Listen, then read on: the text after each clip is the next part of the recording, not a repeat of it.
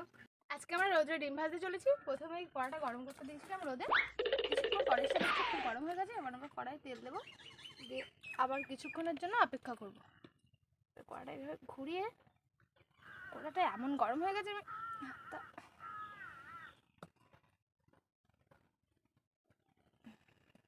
দেখবো যে সত্যি রোদে ডিমটা ভাজে যায় কিনা।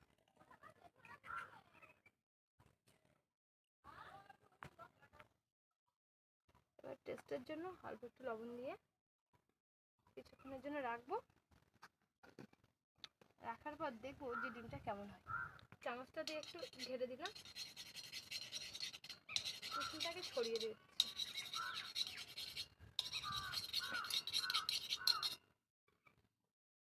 এইবারে কিছুক্ষণ পরে এসে দেখছি হবে না।